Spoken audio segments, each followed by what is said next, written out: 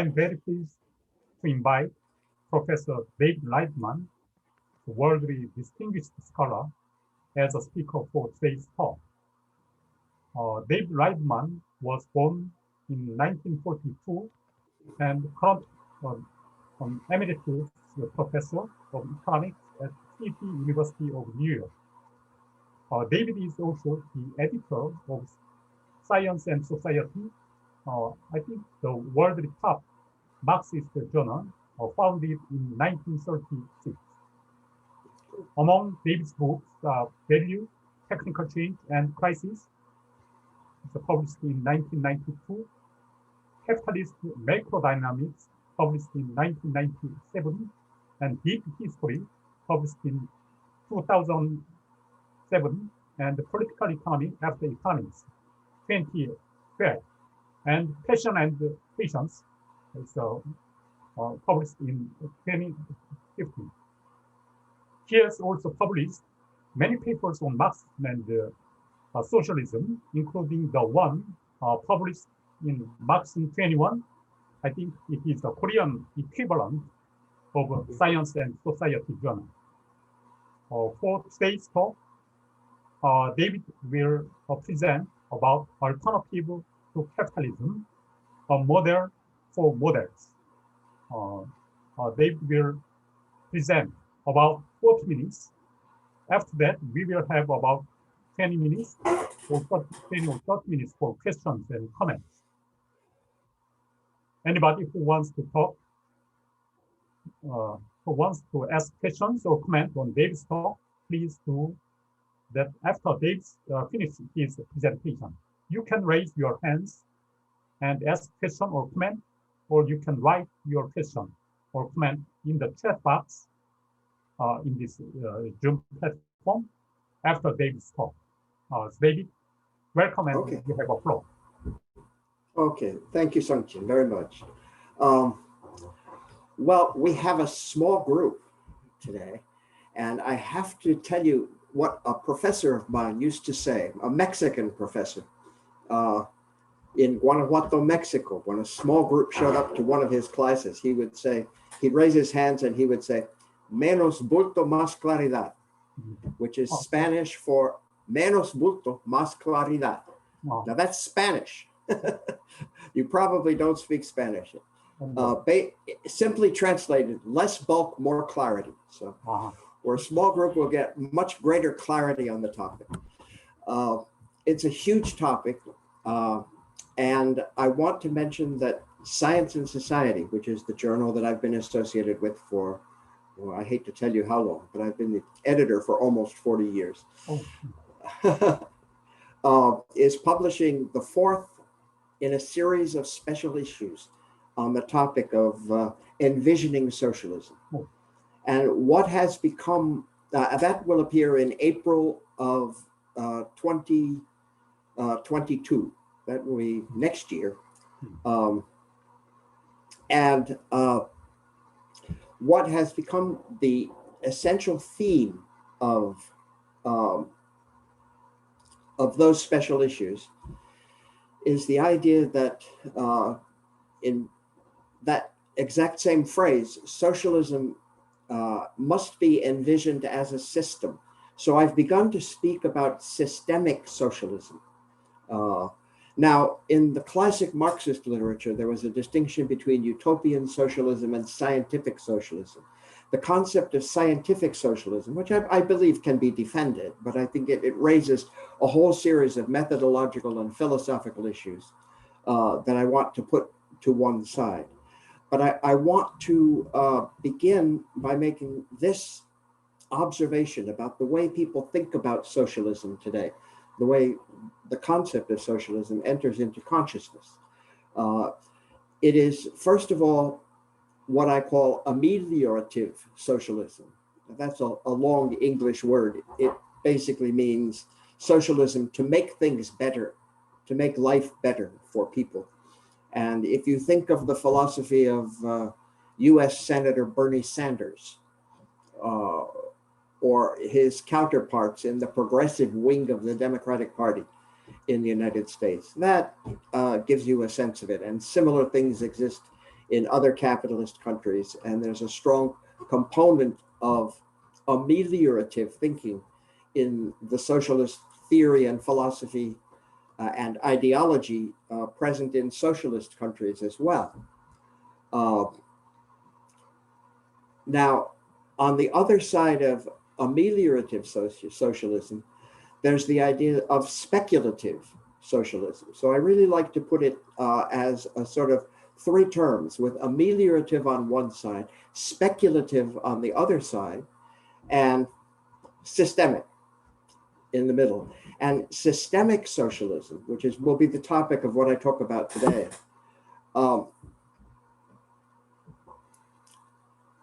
it basically gets ground out, or it sort of disappears between the other two sides. Socialism appears to either mean a speculative exercise in which people put down their personal preferences for precise institutional forms that are going to transform human life, and that will be the essence of what socialism is.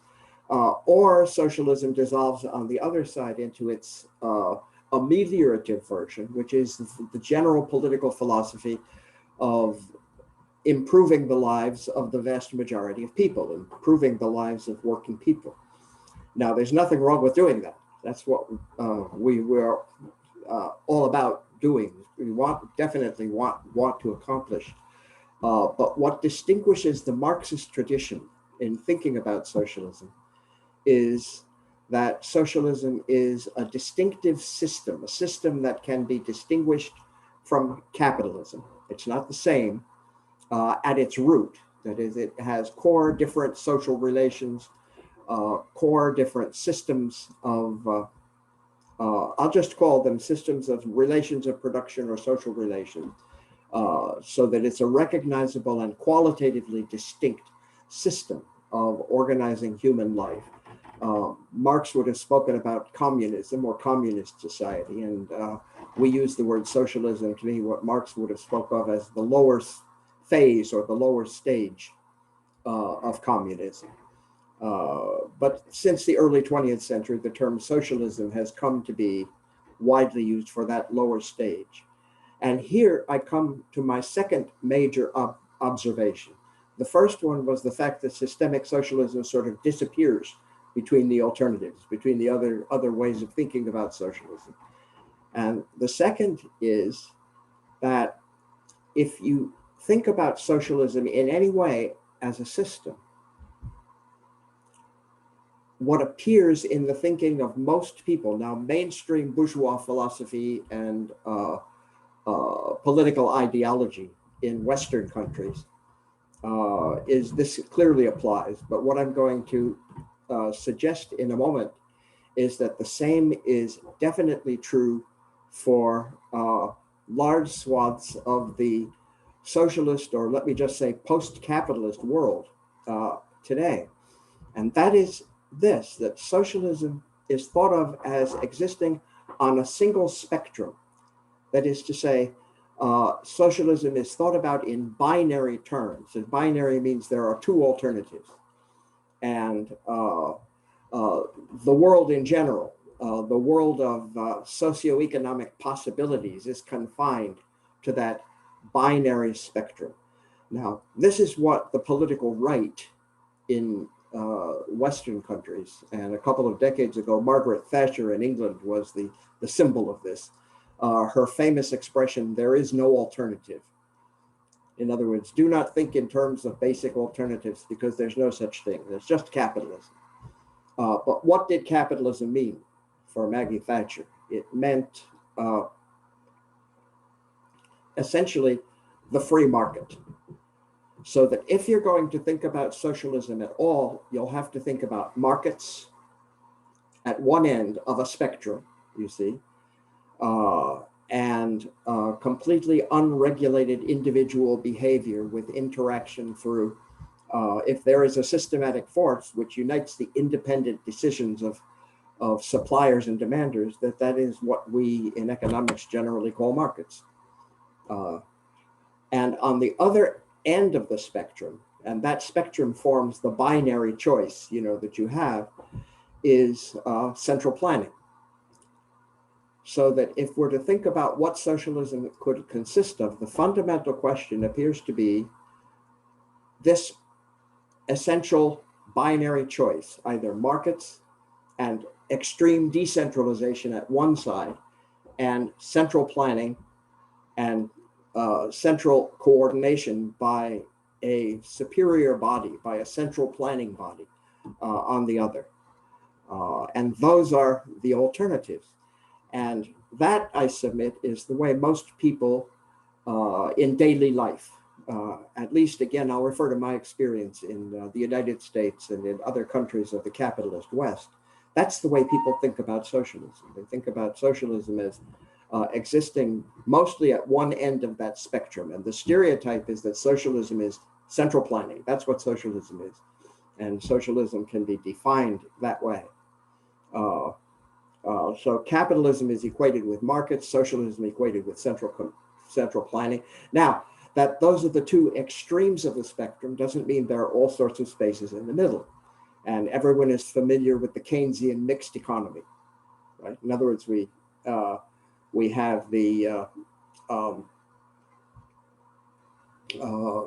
mixed economy of followers of John Maynard Keynes in England and the United States and many capitalist countries around the world today, who argue that you can sort of find some kind of a combination of the two extremes. You can find a midpoint, which would be in some senses ideal, but in the Keynesian framework, completely within the framework of capitalist property rights. That is not questioned. That is not something that's brought up for discussion. But now, and this to me is the amazing thing, this is the fact that in the socialist world, I realize the term socialist is controversial, but I'll use it for now. We can discuss it later. We can talk about what we mean by that. Exactly the same binary conception is used.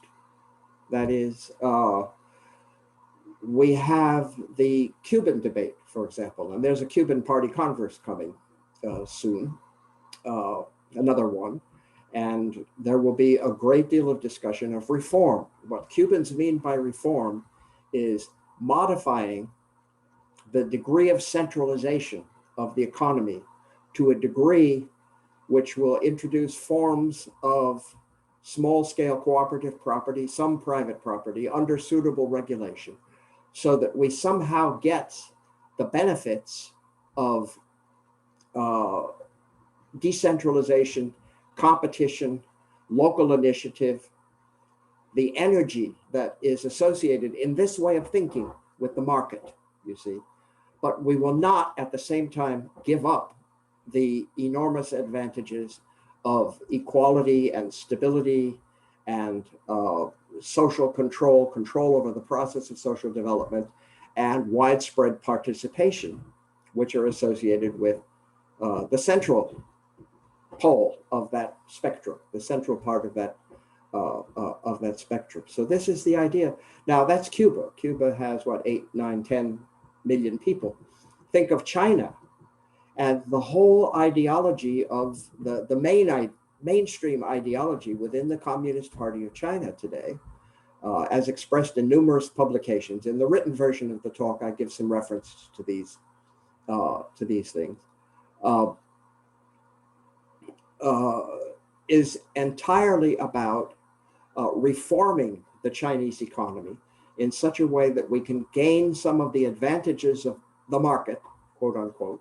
And I'm always putting quotation marks around that because we really need to think about things like the market in a much more fundamental way, expressive of social relations which underlie them and which govern them. But in this way of thinking, the market means initiative, productivity, competition, innovation, that energy, which apparently only exists in that framework. But we want to have that in our economic system. And this is market socialism with Chinese characteristics, or whatever the current phraseology, the current terminology that gets used, without giving up on the advantages of the centralized socialist economy, okay? So that's the essential idea of this spectrum, and you can stake out different points along the spectrum. You can see a variety of possibilities, combinations and subcombinations of elements from the different points along the spectrum. But the spectrum is essentially all there is. And what my project over many years, but most recently in this paper and in the forthcoming special issue of Science and Society, is to say, no, there is a completely different dimension of alternatives. There's a completely different dimension of alternatives. If I can put it into one phrase to simplify the grasping of it, we'll talk about it much more later. It would be democratic planning, and a model of democratic planning is the one that I want to kind of outline. It has many features in common with many other such models. This is not some kind of a great discovery that I'm coming down from a mountaintop with, the details of. This is part of a project that is going to span many individuals, many countries, many cultures, many historical experiences, to emerge out of all of that. That model, I'll give it a bigger name in a few minutes, is what I am essentially hoping to present to you today. In other words, what I want to argue to close off this first part of the talk is that we are not confined to that linear binary line, along which all possible alternatives must rest, from extreme centralization or planning at one end, or markets and decentralization, the absence of planning at the other end, or some judicious combination in the middle, but that there's another alternative dimension altogether, which this way of thinking about systemic socialism ignores. And that's basically what I want to explore. Now, there have been a number of models of systemic socialism proposed recently. This is a conversation that must be going on in every language in the world. And I am, as I make very clear in the paper, constricted to the literature and the language with which I'm most familiar. So a little bit of work in other languages as well, but not nearly enough. So it remains an international project to be completed. But in the Anglophone literature, in the American, British, some other, with some exceptions, some of the contributions, and these contributions have been very prominent in the 4 special issues, including the most recent one, which will come out next year, of Science and Society. The major progenitors of these models are all represented in those issues. And what I got to thinking about was the fact that we have all these models of socialism. I'll go through them in a minute. We'll talk about what some of these models are. But there's been very little convergence. First of all, there's been far too little actual conversation taking place, dialogue, debate among the progenitors of these models. And secondly, out of that debate, such as there hasn't been very much, there's been very little movement towards synthesis or convergence or any kind of consolidation that would enable us to form a platform on which we could move forward. And that's why I went in search of what I call a model of the models, all right? I want to try to develop a model of the relationship among the various models as a way of thinking about perhaps developing some kind of a meta model or super model of the of systemic socialism and what systemic socialism would look like, and how it liberates us from what appears to be a worldwide constraint to struggle with the positive qualities of capitalism, the positive qualities of socialism, markets, planning. And in effect, what people come up with is not a model of socialism, but a model of a mixed economy between socialism and capitalism, is the way a lot of thinking that goes on about this, the direction in which it tends to send. So let me proceed by, I think it'll save time if, where are we? Here we go. There we are. Now, I'm hoping you could all see this. Can I have some indication? Seongjin, can you see the share screen?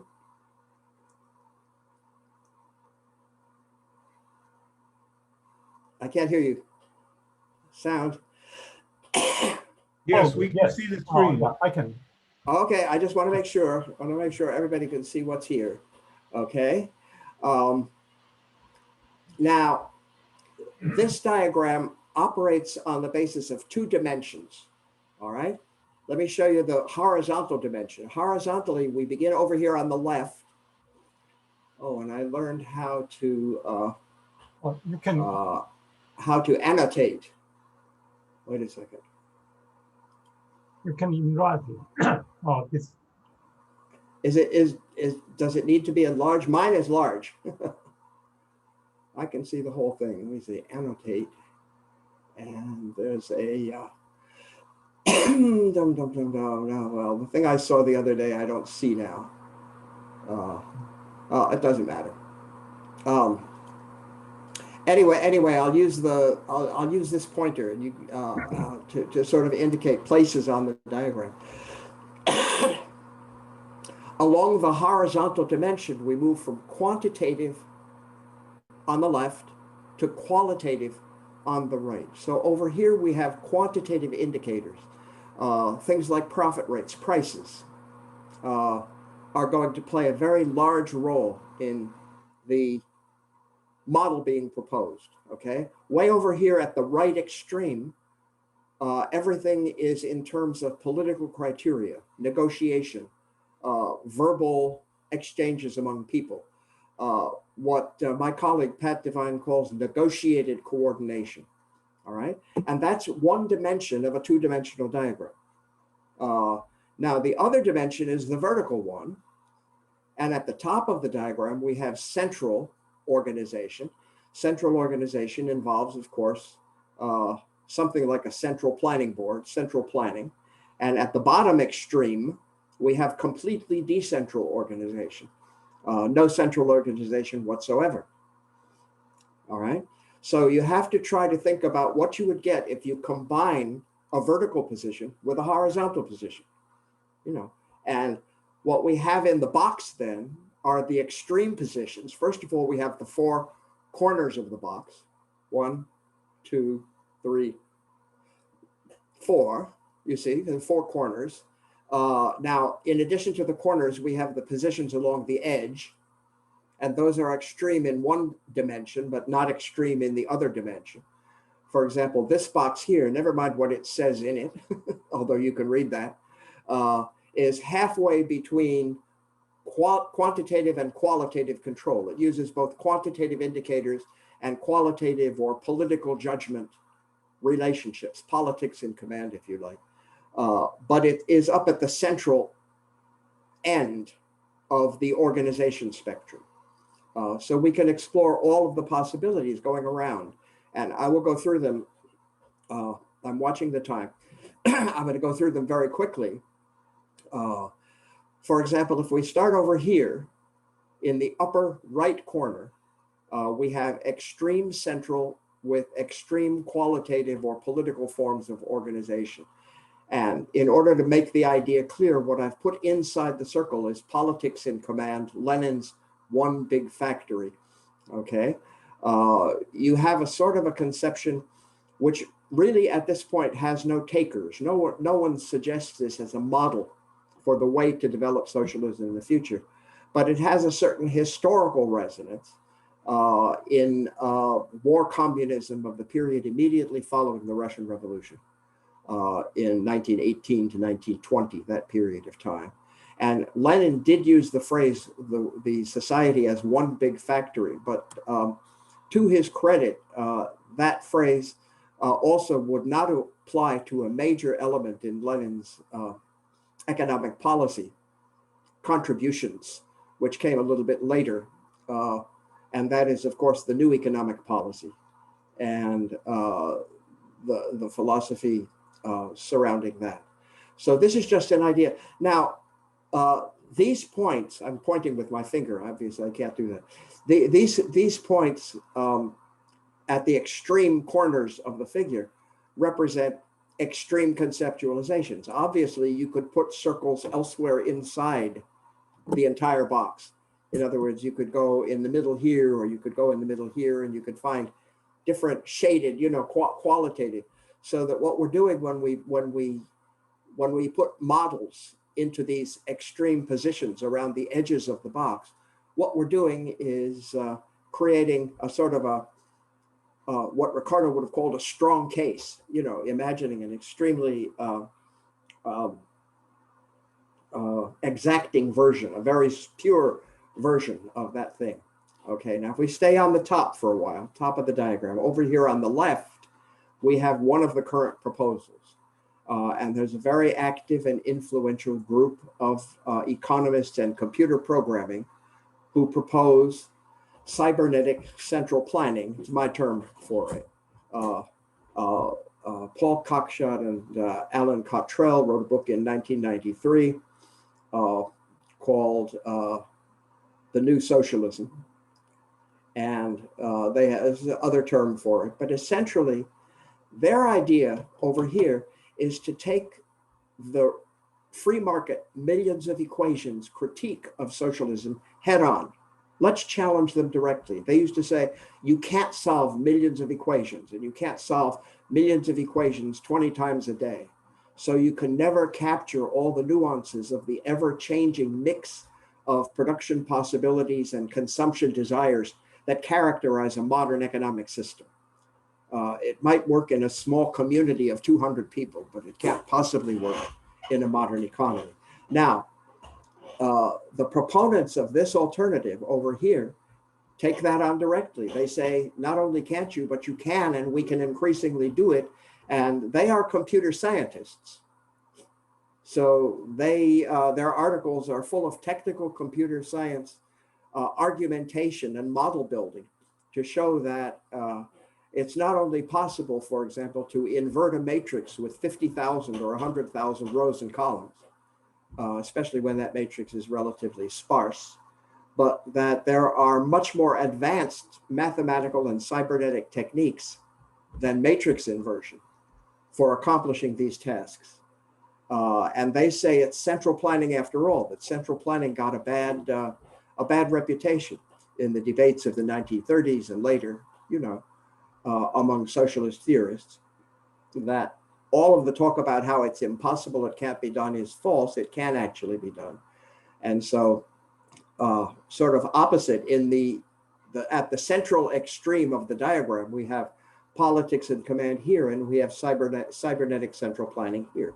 I'll just note that my thinking about early Soviet reality before 1968 places that reality sort of in between. As I said before, it's neither quantitative nor qualitative in its orientation, but both. And it is, however, highly centralized. It's a very central form of economic regulation and control. Come down to the bottom. And we have over here extreme quantitative indicators, prices, combined with completely decentral organization. So in this position, we have what I call Walrasian market socialism. Walrasian comes from the early 20th century French economist, Léon Walras, who is regarded as the founder of general equilibrium theory. And his essential life's work was devoted to the idea that there is a general equilibrium of all of the agents. You need to study them not separately, separate firms and separate consumers and so forth, but you need to study their complete complex interaction in competitive markets. And so you're not talking about the theory of the determination of a single price. You're talking about the determination of all of the prices. Now, this is essentially the position of a US economist by the name of John Romer, 1994, a book called The Future for Socialism, where he takes market socialism to the nth degree. Not only do you have completely unrestrained competitive markets in consumer goods and productive inputs, you also have completely unconstrained competitive markets in firms. You have a stock market.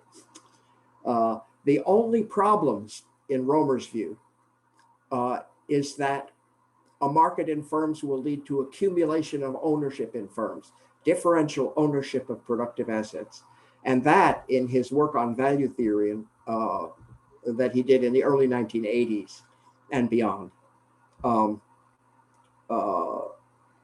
leads to exploitation. His theory of exploitation and class is essentially based on differential ownership of productive assets. So if you simply had a rule that said productive assets upon a person's death have to be returned to a state fund and redistributed. In other words, you essentially prevent the accumulation of value in the form of productive assets, ownership shares of firms.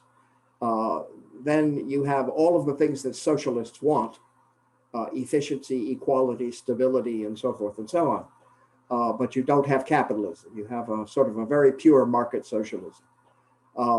At the other extreme, at the bottom, non-interacting anarchist communes. What do we have? We have no markets because there are no social relations, essentially. They're nothing but small, isolated agricultural communities which agree on everything verbally. They have a town meeting every morning and the tasks are divided up. So the entire society becomes like a series of non-interacting farms, you know. It may have some connection to the vision of the Russian novelist Tolstoy with his agricultural, his glorification of the peasantry and his small agricultural communities. But I don't think it has any real present takers. So that pretty much covers the four corners. I realize I'm going very quickly, but I have no choice, and you will have access to the paper. Anyone who wants the paper can, if for any reason you don't receive the paper through the SSK series, you can get it from me directly. There's my email. My email address is right there. Okay. Now, the other proposals are around the sides of the figure. Stakeholder negotiated coordination is the proposal of Pat Devine. I already mentioned him a few minutes ago, a British economist who's written on this since the 1980s, a book called Democracy and Economic Planning.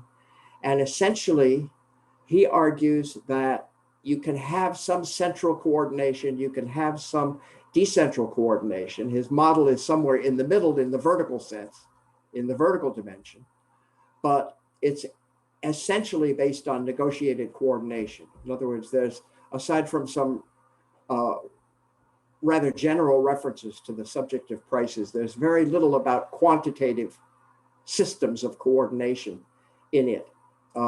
This is what he advocates over here. On the other side from that is market socialist mixed economy. Many market socialist economists,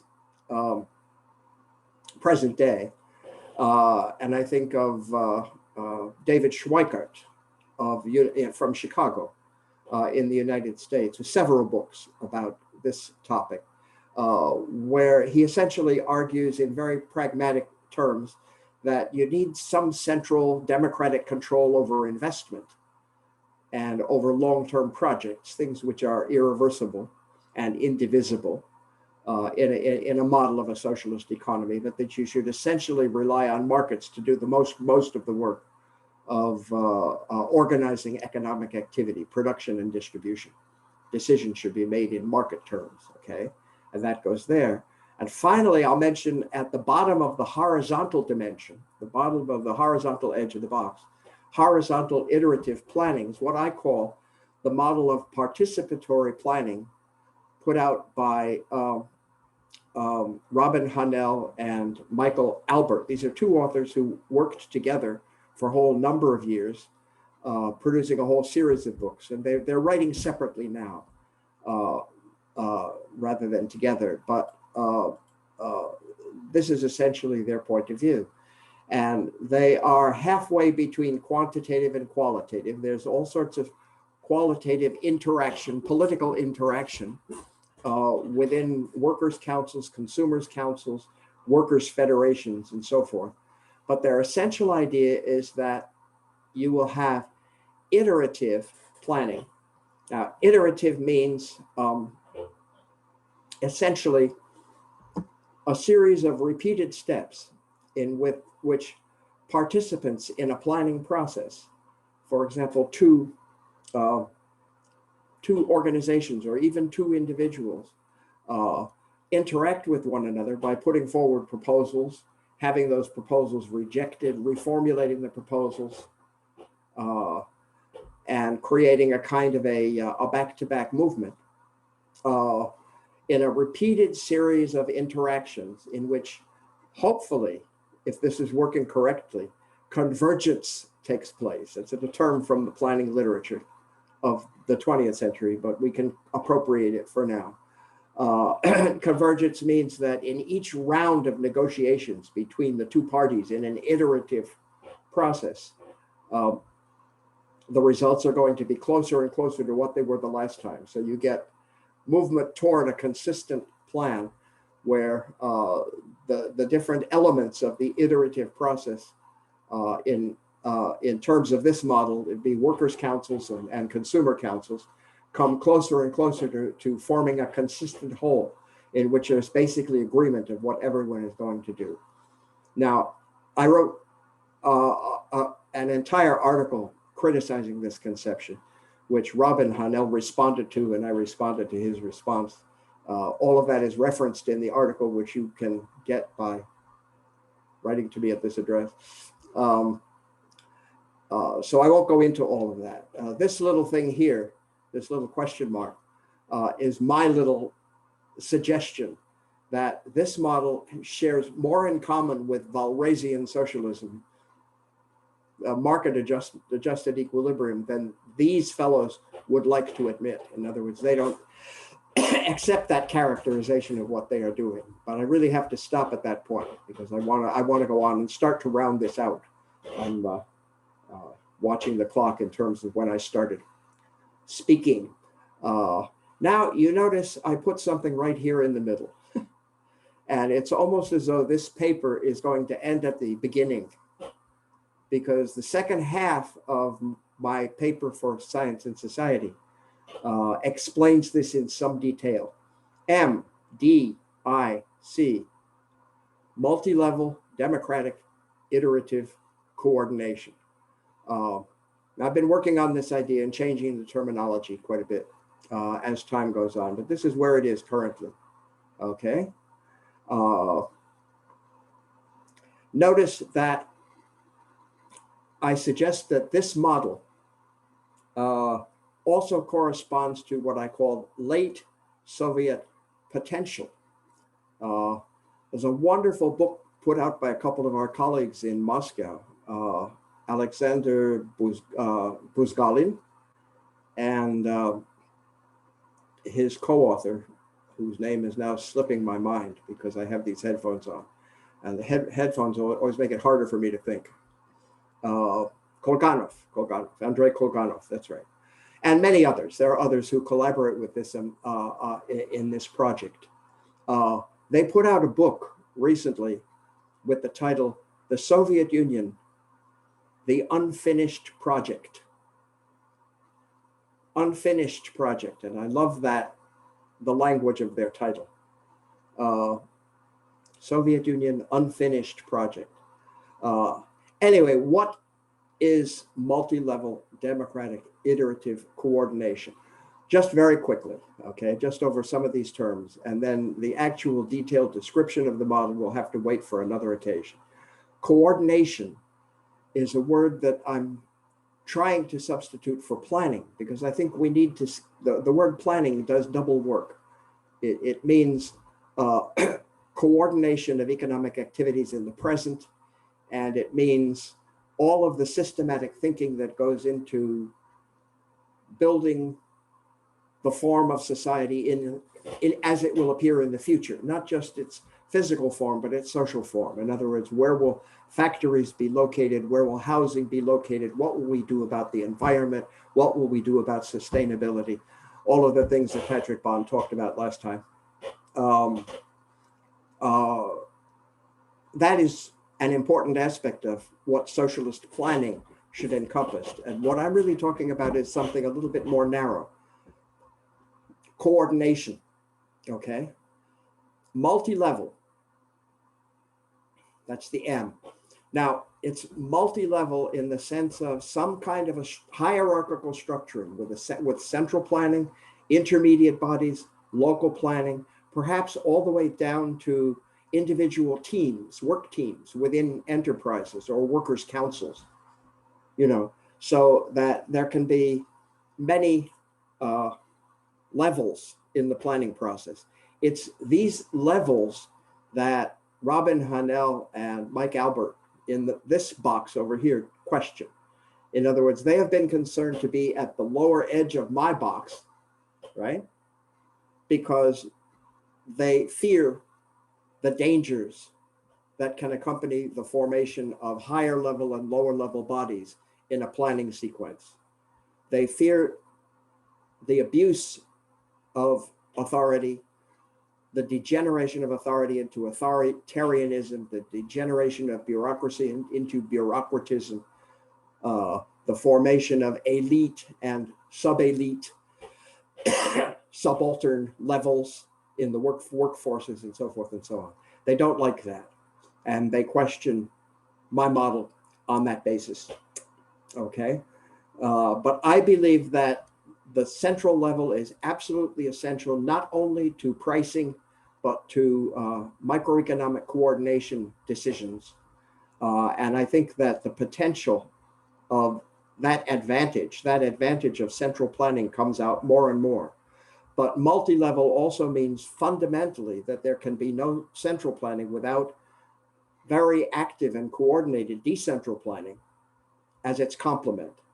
So one of the points of this whole vision of an economic system, of a socialist economic system, is that we need to escape from the binary trap of counterposing central and decentral.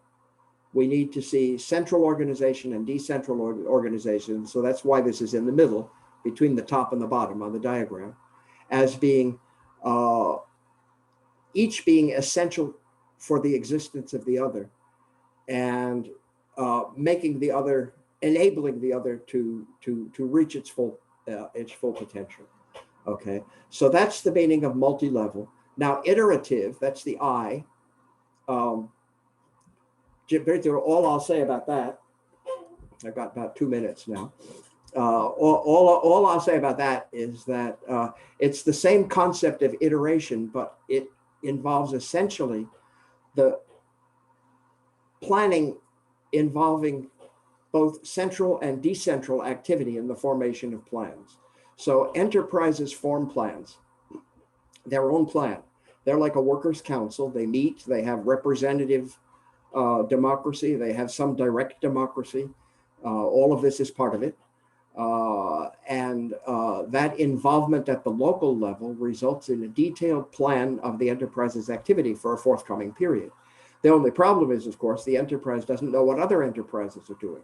It doesn't know what suppliers are planning to do. It doesn't know what users of their products are planning to do. It doesn't know how the whole thing is going to aggregate. That's the purpose of the central plan. And the central planners do that process of aggregation, optimization, critical reworking, and they create a modified plan, which is then sent down or back out, depending on the metaphor you want to use, to the local units. And the local units can then start from that new position. The local units are not completely autonomous. They're not non-interacting anarchist communes. They're not completely isolated units able to do whatever they want to do. They're part of a social process, and the ownership of the means of production in the hands of the working class, to the extent that that can be made operational, is the work of history. That's what we're trying to accomplish.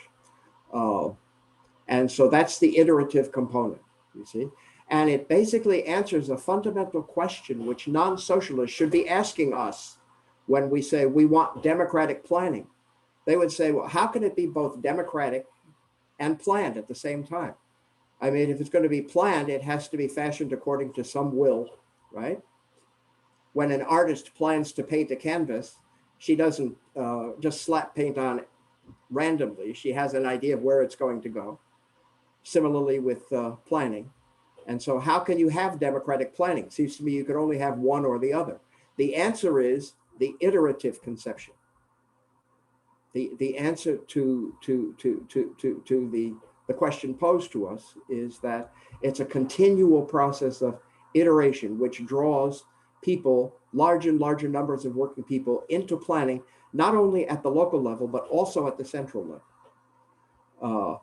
Now, democratic, the last term here, it sounds like just a sort of a politically advantageous word that I should put in, since we all love democracy.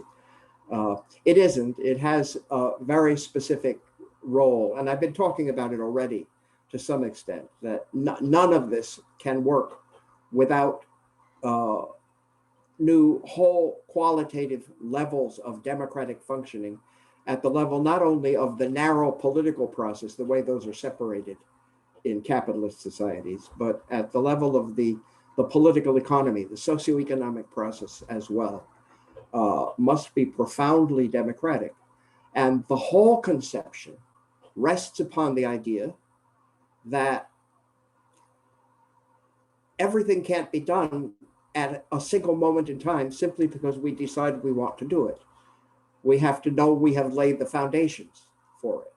So, for example, early Soviet reality was highly centralized, not because Lenin or Stalin or anyone else had a profound love, which they had from childhood, of central organization as opposed to decentralized organization.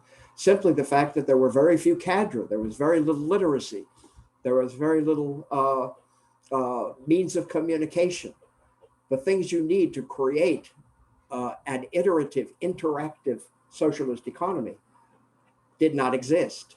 Cockshott and Cottrell over here make the point, and I quote it often because I think it's a wonderful line from one of their earlier realities. They were talking about material balance planning in the Soviet Union. And what they said was, at the middle of the 20th century, the means to carry out a systematic processing of material balances did not exist. Those means do exist now. You see what their point is, right? Well, I don't share their view that everything can be encompassed in cybernetic central planning. I think you need the decentral level, the iterative process, the incorporation of local knowledge, and all of that has to be part of the picture. So you see, MDIC, and this will be my conclusion, MDIC essentially is the synthesis of all of the valid insights of the models which appear on the peripheries, the outer rectangle of the diagram. It's a question of coordinating central and decentral planning. That's first of all. And it's a question of coordinating quantitative and qualitative forms of decision-making and socialist regulation. So cooperating both north and south and coordinating both north and south and coordinating both east and west is a very important part of the conception. It is therefore almost inevitably a work in progress. It can't be considered to be something which can be delivered, with tied up in a string, all complete and neat. it's something which needs to be fleshed out and analyzed. And that's what I try to begin to lay out some outlines of a procedure for thinking about that in the article, which, by the way, is no longer called Alternatives to Capitalism, a Model of the Models. It's called Systemic Socialism, a Model of the Models. I changed the title a little bit. Even that continues to evolve. So this is going to now be different. Okay. I think this is a good place for me to stop. I don't know whether I should, if I get out of screen sharing, I can see everybody. Maybe I'll do that since I know what's here, but you can either keep it or not. I don't know if you can keep it. I'm going to stop it. There we are, all 12 of us. Hello, everybody. David, thanks very much for your great talk. And you explained very kindly your model of models for socialism. I think the model provides is very useful tool to compare competing models of socialism, and I think it is really helpful for our social science Korea project for post-capitalism.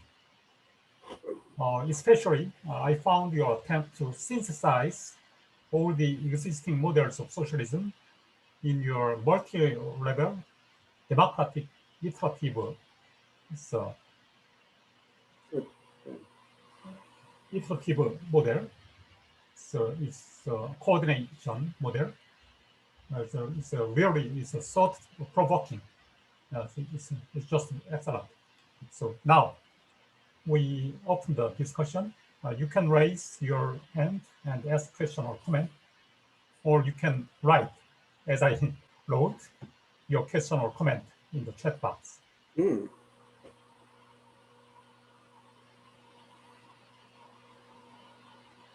Oh, okay, Marty. Thank you, David. I have there was a lot to take in, so I have just a few questions that you could help me understand your diagram a little better. And one question I was unsure about is how your model differs from the divine model that was, up there on that sort of the same level of centralization. And the other question I had relative to your layout was, it's still hard for me to quite grasp what those two endpoints mean of the qualitative and the quantitative. And I guess my question is in this sense. I don't know whether this is referring to a shared sense that what the socialism of the future is concerned about is some level of efficient production, or is also concerned about the quality of work life, the quality of human development, and how does that enter into these distinctions between qualitative and quantitative? Because when I think about them, I'm thinking about people making decisions about what to produce and how to produce in many dimensions themselves, not strictly the efficient or the output. In other words, that there are these joint products of the output and the creation of human beings as well. And I don't know quite how that fits in that axis there. And I wonder if you could just speak to those two things. Okay. Seongjin, should I take one question at a time, or I guess I'll answer each one and give people a chance. So yeah, or if you like that, so is there anybody related question? Oh, then you can, yeah, proceed. Taking people time to come up. Yeah, so I'll start with Marty's question. Well, those are huge, and they one could spend a lot of time going into them. Let me start with Pat Devine's negotiated coordination model and mine. Obviously, they differ because his is at a certain edge. It's entirely qualitative. I think that socialists need to take the coordination problem on head on. That is, the anti-socialists that we meet all the time, in academia and in the press and so forth, they basically have said, and they've been saying this going way back in the 20th century as well, they've been saying, you at bottom, you have no idea how many cans of spaghetti sauce of a certain type and variety you're going to produce, and exactly what channels of distribution you're going to use. You're not going to be able to solve the quantitative problems. Now, then the socialists reply by talking about workers being empowered and the quality of work life being enhanced. I'm sort of answering your second question a little bit also while I answer the first one, and this all being done by negotiated coordination. And they basically come away saying, well, these socialists are very well-meaning, but they're fuzzy-headed people.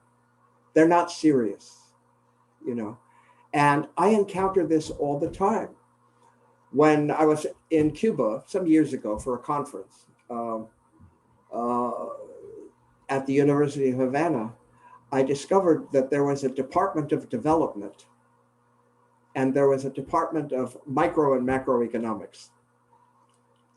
Well, just listen to the names. And as I quickly found out, all of my Marxist friends are in the Department of Development, The Department of Micro and Macroeconomics. Now, it may have changed. It's been some years ago. Maybe it hasn't. But it's a problem. That they all pay lip service to Marxism, and they are. By lip service, I don't mean that they're not in support of the government. They're not dissidents. They're not people opposed. Essentially, what they think, without even knowing that they think it, is that the bourgeois economists had it right. When it comes to really knowing how to, the nuts and bolts of how to get things done, that's where we're going to have to look. And they were even talking about making some connections with the University of Chicago, Milton Friedman and whatnot. And a number of us were naturally horrified. But my point is that this is a real problem for socialists trying to think about how to do things. Now, Cockshott and Cottrell say we haven't even begun to look at the potential of computers. Like you say, the Central Planning Board can't possibly know everything, can't possibly solve these equations. They basically say, why not? I don't think that's the answer, but I think it's a very, very useful question. And I think the question of getting the quantitative aspects, the proportionality, the theory of price. I could give a whole lecture on that. I could talk about, I want to write an article or even a book about socialist price theory, because I think it's widely misunderstood. And it gets to the second part of your question about the qualitative distinction. One of the things I do in the paper is I just outline an approach to socialist price theory, which I have, in which I argue that, first of all, socialism needs a good theory of price. And a good theory of price is about efficient evaluation and allocation. Why is it about those things? Well, people who have never studied economics at all will have some difficulty getting that, but we can develop that aspect. And that those things are important for working people. If you say workers shouldn't be concerned with things like that, workers, for example, shouldn't be concerned with optimization, right? I say, we have a long way to go here, that this is simply not going to be an adequate approach to socialism. And a lot of those actual, honest to goodness, everyday workers in the plants and in the offices and in the streets are going to say to us, if that's the way you're going to, the careless way you're going to handle the means of production, which are the products of our hard expended labor. We worked hard to create all this. And now you're going to say, you don't really need a good theory of price because you don't need a really good theory of allocation. You're not really ready to take power or to aspire to take power in our name or to lead us to power. You're not thinking about it seriously enough.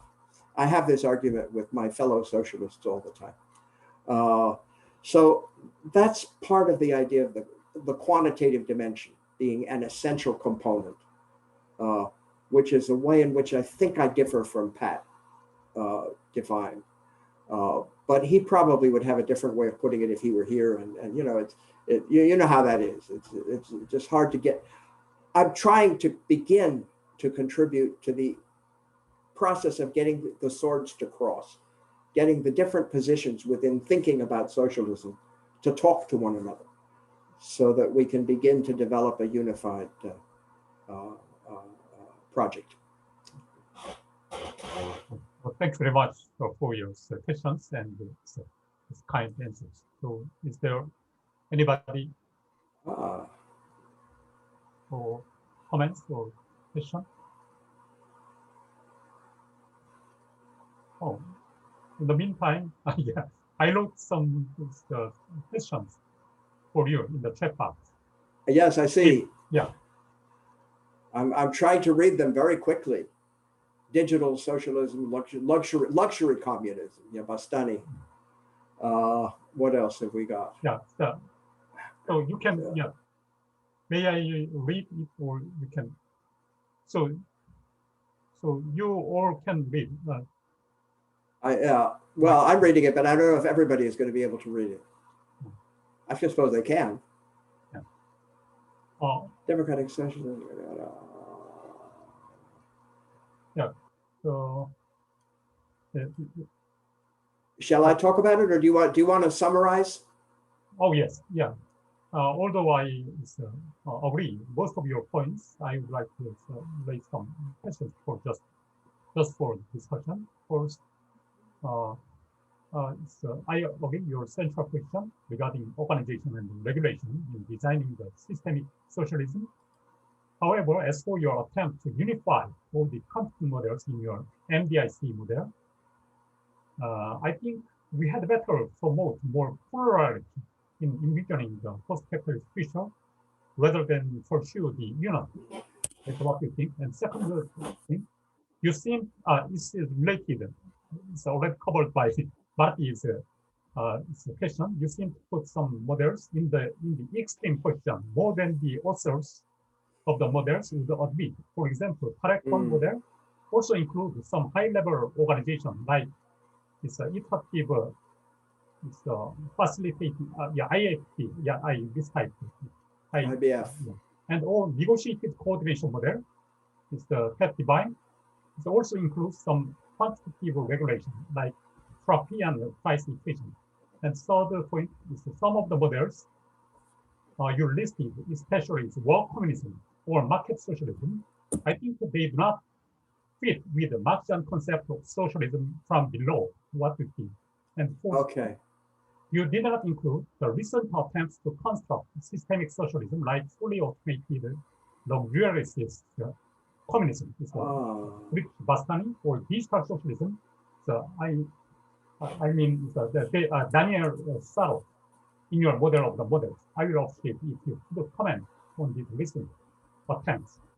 And fifth, is information technology is usually considered to increase the feasibility of planning. However, recent development of IT, like this AI or IoT, seems to function to decrease the necessity of planning for socialists by actualizing the tendency of affluence or the end of war, like zero marginal cost.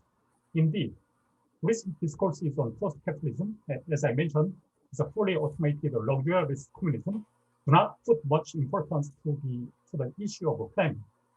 So what do you think of this issue? And lastly, I'm wondering whether the democratic socialists in the United States, so you describe as ameliorative socialist, shows any interest in your MDIC model. As for the United Kingdom, I heard that Corbyn's Labour Party sponsored some task force for fully automated luxurious communism. okay. Yeah, but yeah, you can respond shortly. Although I. Okay. Well, now, do I have 3 hours to respond? No, this is an enormous list, and they're all very very good questions. Um, I don't think I'll just touch on them. Okay, I'll go quickly. I don't think plurality and unity need to be in conflict with one another. I think without plurality, unity can't be achieved. In other words, what you can achieve is what we on the left so often achieve: constant debate, and sometimes debate that never resolves. We just go around in circles, and we're talking about the same things now that we were talking about 50 years ago. I think plurality is inherent in life. I mean, in the real development of social and progressive movements, we're going to get plurality. We're going to get a whole variety of things going on. And I should have mentioned, and one of the things that is stressed in the article, but that I didn't have time to talk about here, is that there's a potential misconception of the MDIC option in the middle of the diagram, unifying the various extremes. That could be held to describe a socioeconomic system or a socioeconomic formation, as Marxists, sometimes use that terminology, in which we have a mix of central planning, local planning, cooperatives, foreign investment coming in onto special investment zones, pre-capitalist elements mixed into the whole thing. In other words, we have a fabulously mixed economy.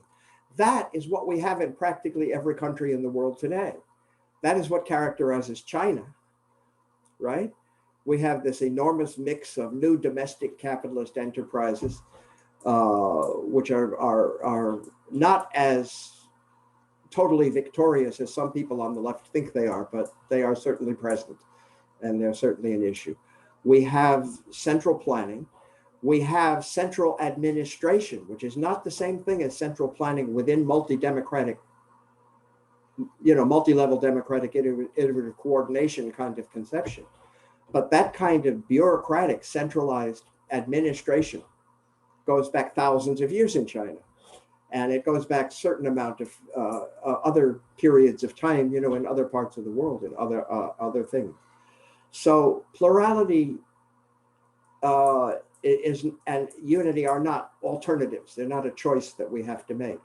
One thing I sort of have a dream that I indulge myself in when it's not a nightmare, it's a dream, a nice positive dream that goes on in my head of having like a sort of a consensus, like a 60 or 65% vote in favor of MDIC, right? But suppose there's 30% of the population that is holding out for Paracon, for the Albert Heidel. Suppose they want that. Then the only principled position the majority can take is that experiment must be allowed to proceed. We must have a paragon sector in the economy. We must let Albert and Hanel organize workers' councils, consumer councils, workers' federations, consumer federations, the iteration facilitation board, the whole structure of their model, including Robin has been working recently on the problem of investment. How can you have democratic determination of investment when the people who will be affected by the investment aren't yet born?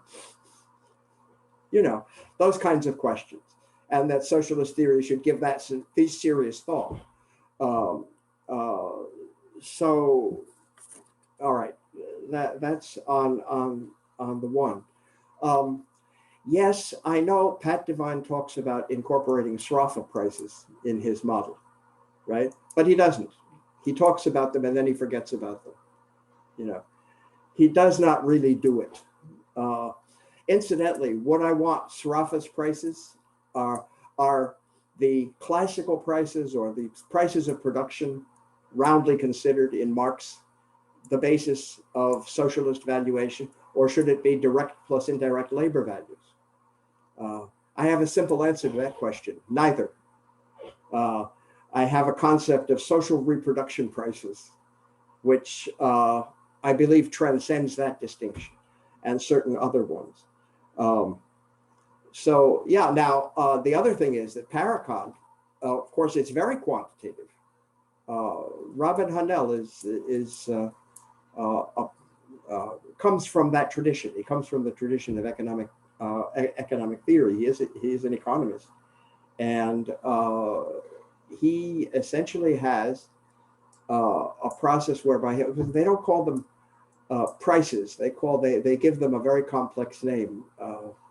What is it? Social indicators. There's a complex. I've forgotten the word that they use because I think they are subconsciously drawing attention away from the similarity between Walrasian equilibrium and their horizontal iterative scheme that they set up. Okay, there's a lot more to be said. Let me, on Bastani and Saros, I don't understand Saros's conception. I've read his papers, I've tried to read them, and I don't get them yet. So I'm afraid I'm going to have to back off on that. As far as luxury communism is concerned, this is another thing I'm starting to explore. Implicitly, what my diagram is about is the lower stage of communism. It's about a situation where we are still faced with scarcity, you know, and we still have to make choices, you know, and there are these kinds of natural constraints, you know, upon what we're able to accomplish. Now, the whole concept of luxury communism and so forth takes us in a different direction. It takes us in the direction of suppose you now developed a third axis coming out from the page, you know, and go from multi-level democratic iterative coordination out into the future, you know, where we begin to move beyond scarcity. It always amazes me, however, how in 1 week you can attend a seminar series where somebody is talking about how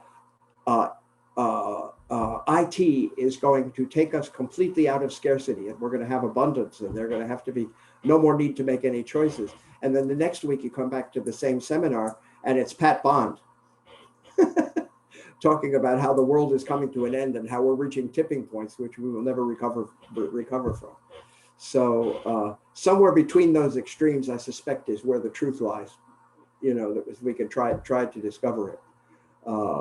But I think luxury, you know, abundance, and from each according to ability, to each according to need, is very useful to think about.